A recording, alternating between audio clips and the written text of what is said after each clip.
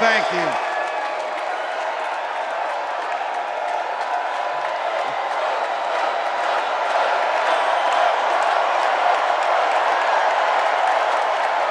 Wow.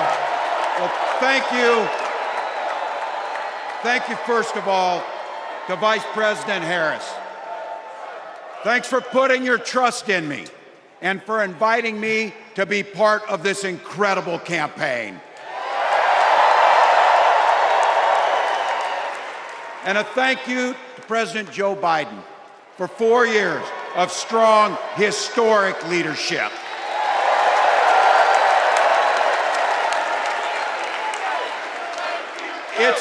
It's the honor of my life to accept your nomination for Vice President of the United States.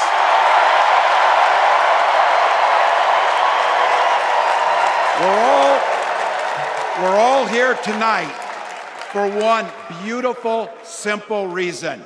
We love this country. So thank you to all of you here in Chicago and all of you watching at home tonight. Thank you for your passion. Thank you for your determination. And most of all, thank you for bringing the joy to this fight.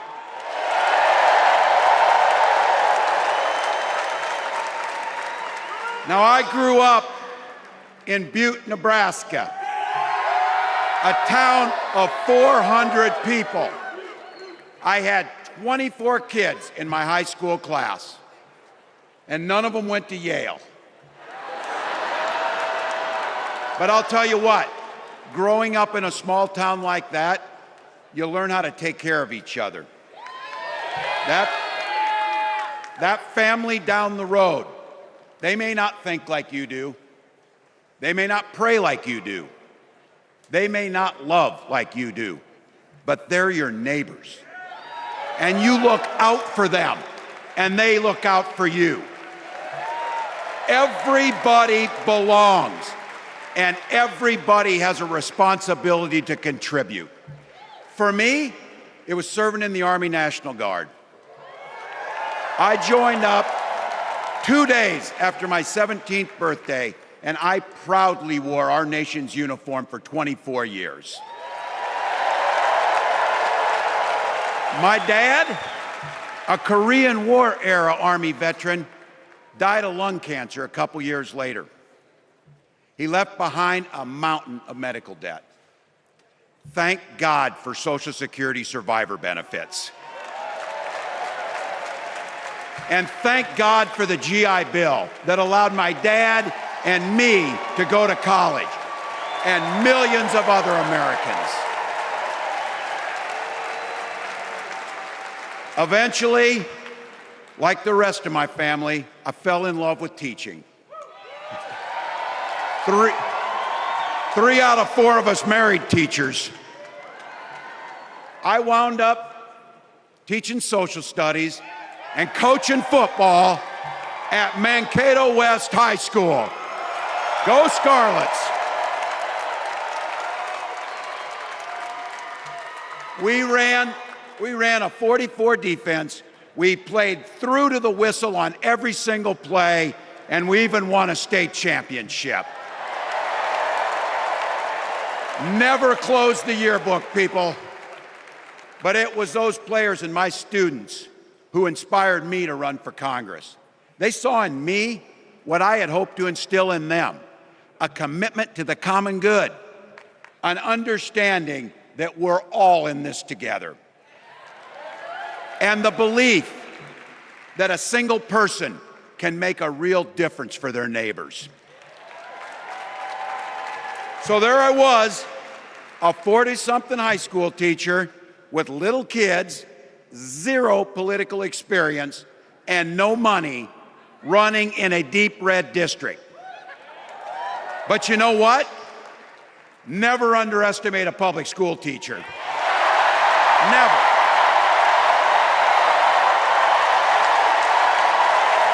I represented my neighbors in Congress for 12 years, and I learned an awful lot.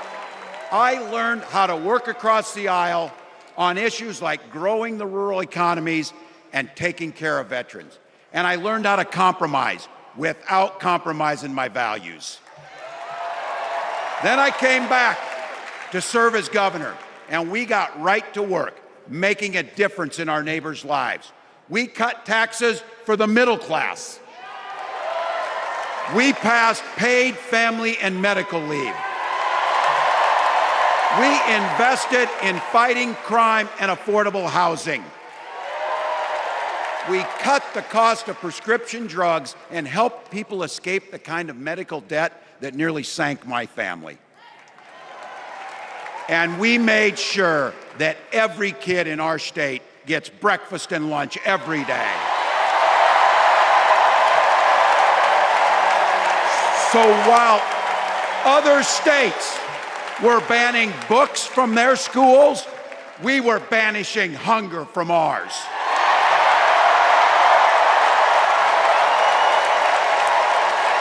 We also protected reproductive freedom because in Minnesota, we respect our neighbors and the personal choices they make. And even if we wouldn't make those same choices for ourselves, we've got a golden rule. Mind your own damn business.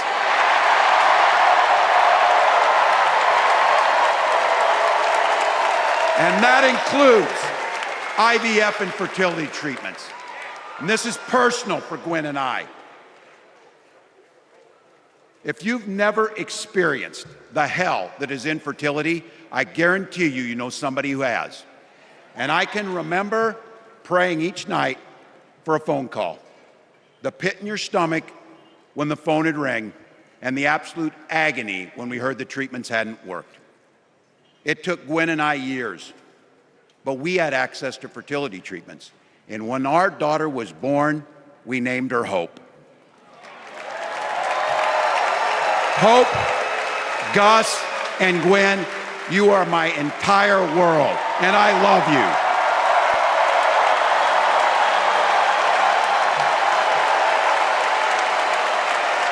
I'm letting you in on how we started a family because this is a big part about what this election is about. Freedom. When Republicans use the word freedom, they mean that the government should be free to invade your doctor's office. Corporations, free to pollute your air and water. And banks, free to take advantage of customers. But when we Democrats talk about freedom, we mean the freedom to make a better life for yourself and the people that you love. Freedom to make your own healthcare decisions. And yeah, your kids' freedom to go to school without worrying about being shot dead in the hall. Look, I know guns. I'm a veteran. I'm a hunter. And I was a better shot than most Republicans in Congress, and I got the trophies to prove it. But I'm also a dad. I believe in the Second Amendment, but I also believe our first responsibility is to keep our kids safe.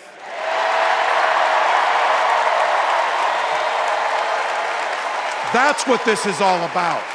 The responsibility we have to our kids, to each other, and to the future that we're building together, in which everyone is free to build the kind of life they want. But not everyone has that same sense of responsibility. Some folks just don't understand what it takes to be a good neighbor. Take Donald Trump and J.D. Vance. Their Project 2025 will make things much, much harder for people who are just trying to live their lives. They spent a lot of time pretending they know nothing about this. But look, I coached high school football long enough to know, and trust me on this, when somebody takes the time to draw up a playbook, they're going to use it.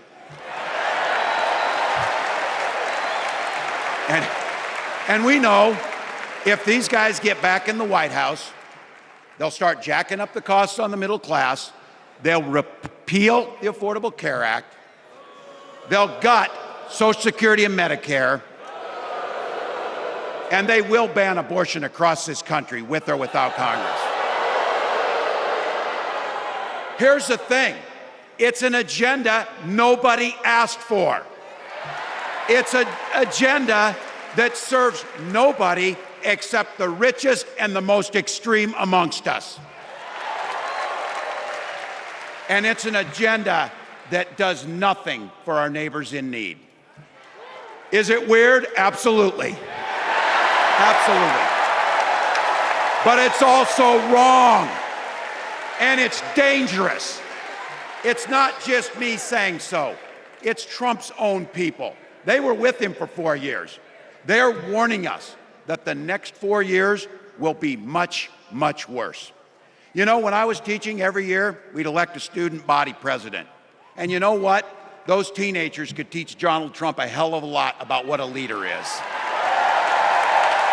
Leaders don't spend all day insulting people and blaming others. Leaders do the work. So I don't know about you, I'm ready to turn the page on these guys. So go ahead, say it with me. We're not going back.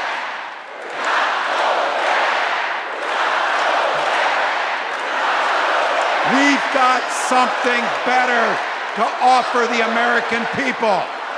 It starts with our candidate, Kamala Harris.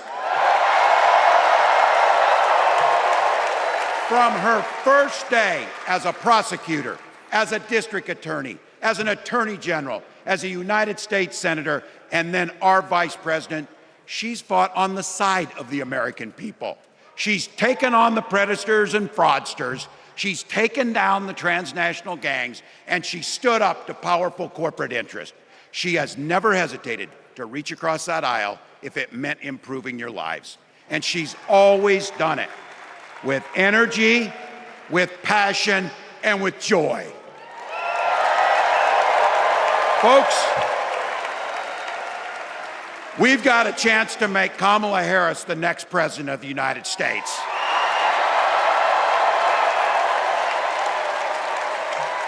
But I think we owe it to the American people to tell them exactly what she'd do as president before we ask them for their votes.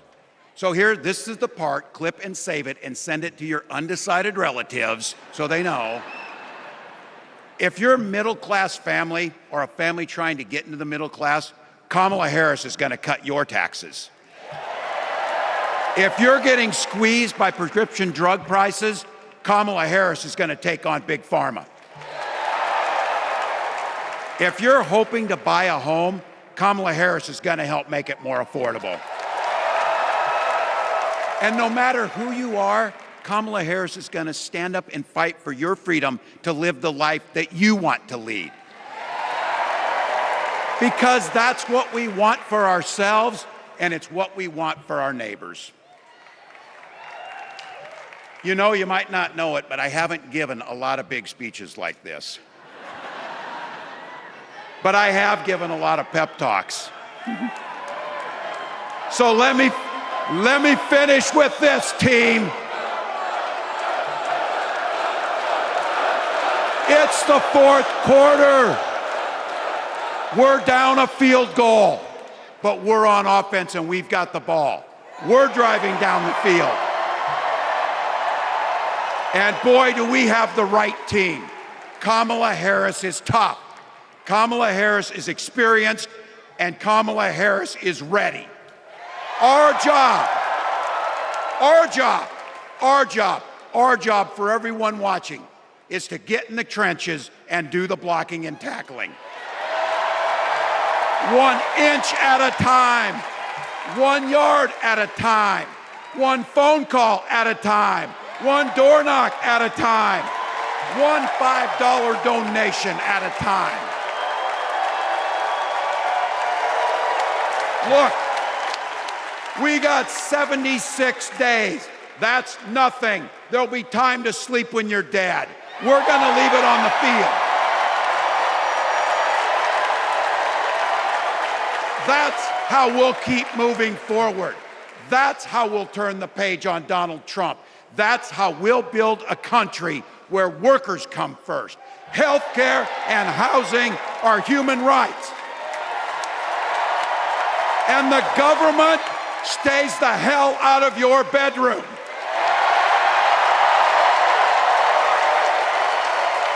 That's how we make America a place where no child is left hungry, where no community is left behind, where nobody gets told they don't belong. That's how we're gonna fight. And as the next president of the United States always says, when we fight, when we fight, when we fight, thank you. God bless.